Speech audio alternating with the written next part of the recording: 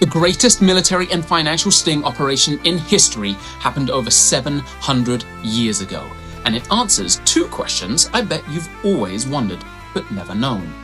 What actually happened to the Knights Templar? And why are we all supposed to be scared of Friday the 13th? Well, it turns out they're connected, because on a single morning in 1307, medieval France, the King of France dismantled the most powerful military and financial organization in the world. Not with armies, not with a battle, but with letters. Thousands of identical letters, all opened at the exact same moment. By the end of that day, an empire of castles, fleets, treasuries, and a banking network stretching across Europe had been seized or just simply erased. Because he didn't need an army. He controlled the system.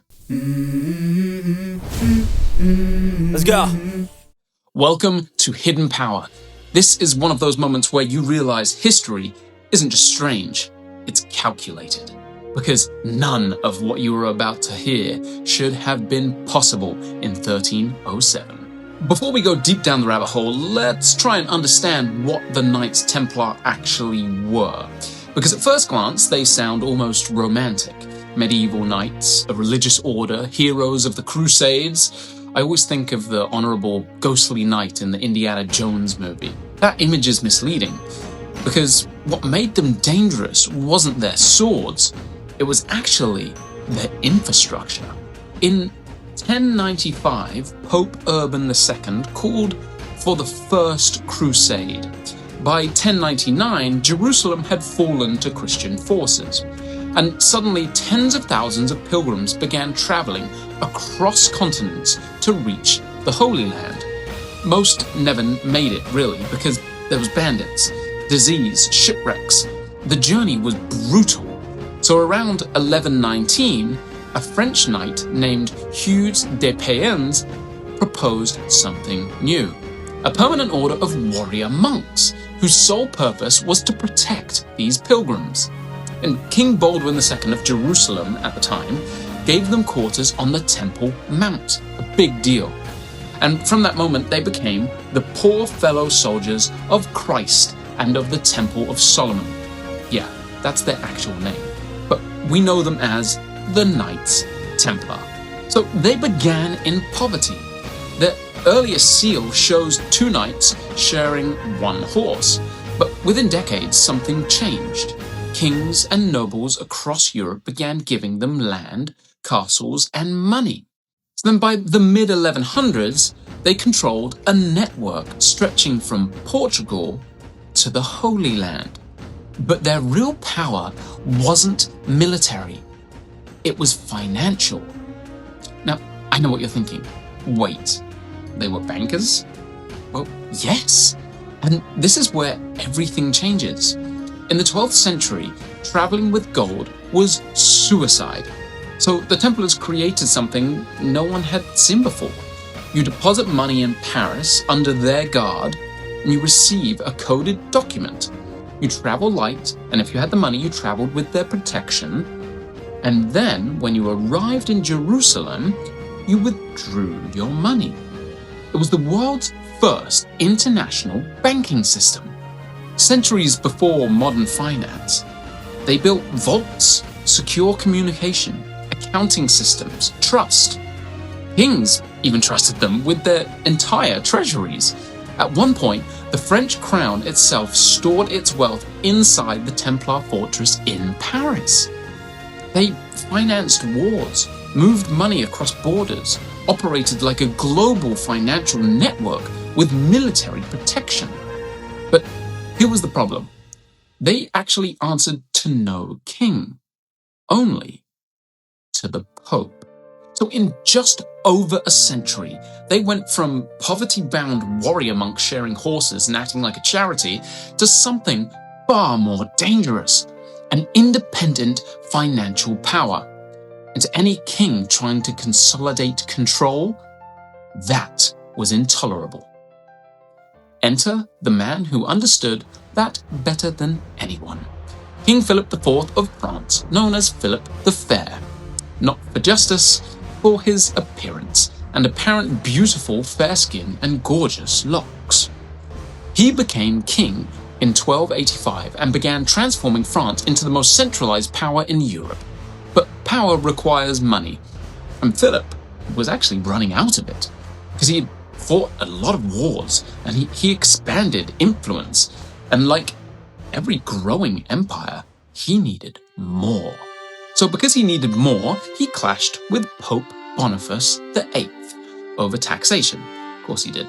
That conflict escalated so far that Philip's secret agents physically assaulted the Pope. Shortly after, Boniface was actually dead. Philip denied any involvement, obviously, and then, yes, as you might have guessed, his next move was to influence the next papal election. So the new pope was Pope Clement V, a French pope, obviously. But Philip took it one step further because Rome was a mess. He assisted in establishing the papal court in Avignon, South France, and beginning a 70-year period called the Avignon Papacy. So now Philip had influence over religion itself. Then, as any other egomaniac would, he started removing his financial problems all over his empire. He expelled Jewish communities and seized their assets. And now he had the papacy in his backyard, he pressured Italian bankers to feed his wars. So one by one, creditors just simply disappeared, until only one creditor really remained: the Knights Templar, an organization that held wealth, held land, held influence, and did not answer to him. So Philip made a decision. He wouldn't fight them. He would just remove them. What he orchestrated next was one of the most precise operations in history. For months, Philip had been preparing, gathering Templar names, tracking their locations, building accusations against each one of them. A huge list. And the accusations were heresy, blasphemy, secret rituals. Almost all of it was actually fabricated. But that didn't matter. In medieval Europe, heresy was enough. It opened the door to arrest, torture, and seizure of assets. Then came the execution of the plan. Philip sent sealed letters across France to every official with one instruction: do not open until dawn on Friday the 13th of October 1307. Yes, Friday the 13th. If even one letter was opened early, the entire operation would fail. At first light, the seals were broken. The orders were identical. Arrest every Templar, seize every asset, take every document. Imagine being a Templar in Paris that night. You go to sleep as one of the most powerful men in Europe, and your order holds royal treasure, commands armies, answers only to God. And you wake up to French royal loyalists breaking down your door. It worked perfectly. In a matter of hours, hundreds of Templars were arrested. By midday, thousands were in chains. The Paris Temple fell, and Jacques de Molay, the Grand Master of the Templars, was captured without resistance. There was no battle, no warning, no escape. It was perfect. An entire global organization collapsed in a single day. Once the arrest began, the rest was just inevitable. Torture produced confessions, confessions created narrative, narrative justified the destruction of the Templars, the most incredible organization at the time. Under pressure, Pope Clement V formally dissolved the Knights Templar in 1312. 2 centuries of power erased. And then came the ending. And this is kind of my favorite part, to be honest.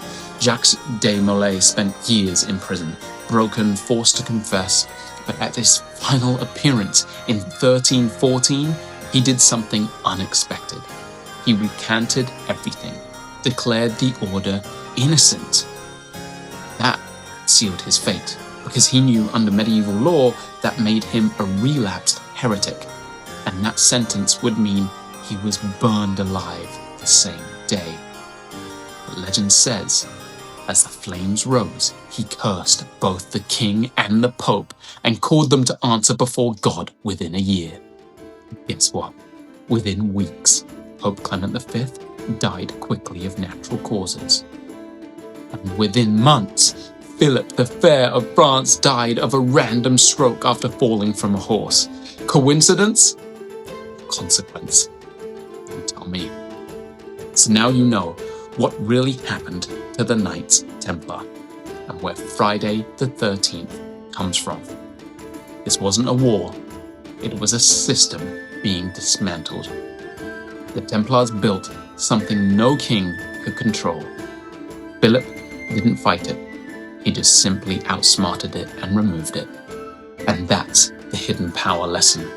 When someone powerful owes you more than they can afford to pay, they don't always repay the debt. Sometimes they just erase it.